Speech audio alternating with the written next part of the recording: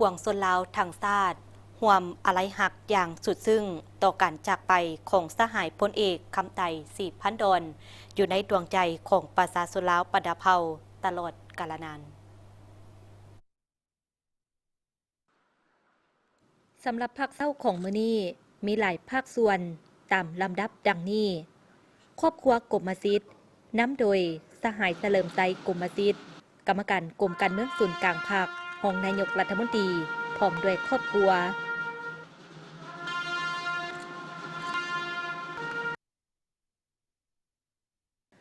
คณะขององค์การกระแดงแห่งสัตว์ลาวนำโดยท่านคำลาวัน จันทราวันประธานองค์การกระแดงแห่งสัตว์ลาว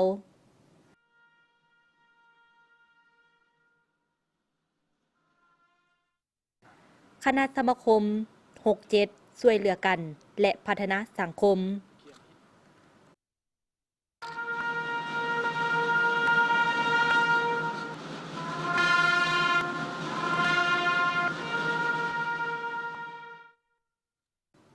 สถานเอกอัครราชทูตแห่งมาเลเซียประจำสาธารณรัฐประชาธิปไตยประชาชนลาวพร้อมด้วยคณะ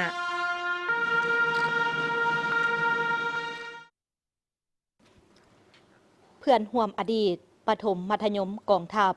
และนักเรียนโรงเรียนเกี่ยมดงโดกพร้อมด้วยคณะ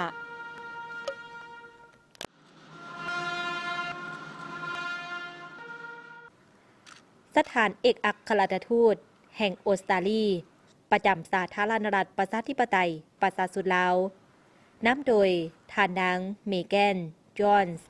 เอกอัครราชทูตแห่งออสเตรเลียประจำสาธารณรัฐประชาธิปไตยประชาชนลาวพร้อมด้วยคณะสถานเอกอัครราชทูตแห่งสาธารณรัฐอินโดนีเซียประจำสาธารณรัฐประชาธิปไตยประชาชนลาวนำโดยต่างหน้าเอกอัครราชทูตแห่งสาธารณรัฐอินโดนีเซียพร้อมด้วยคณะสถานเอกอัครราชทูตแห่งสาธารณรัฐสหภาพเมียนมาประจำสาธารณรัฐประชาธิปไตยประชาชนลาวนำโดยท่านอังกอร์เอกอัครราชทูตสาธารณรัฐสหภาพเมียนมา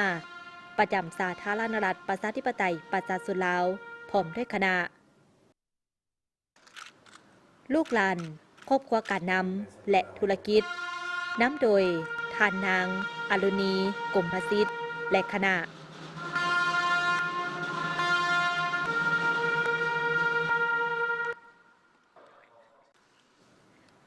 วิทยุศูนย์กลางสาธารณรัฐประชาชนจีนประจำลาวพร้อมด้วยคณะครอบครัวลูกหลานพ่อเฒ่าสุทธานิลาไซนำโดยสหายอาจสะพังทอง4,000 ดอนกรรมการศูนย์กลางภาคเจ้าของนครหลวงเวียงจันทน์พร้อมด้วยครอบครัว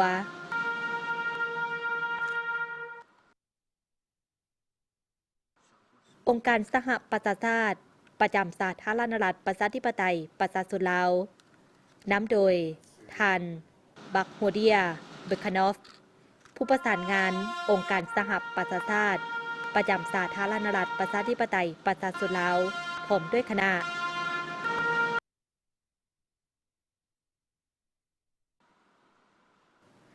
ครอบครัวไข่คำปิทูล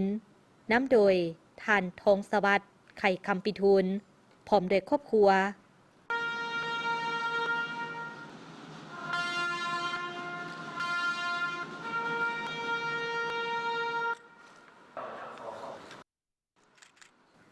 พร้อมนั้นยังมีสถานทูตสหรัฐอเมริกาประจำสาธารณรัฐประชาธิปไตยประชาชนลาวแคนาดา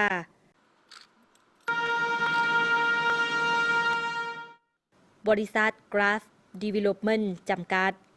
และภาคส่วนอื่นๆก็ได้เข้าวางพวงมาลาเช่นกัน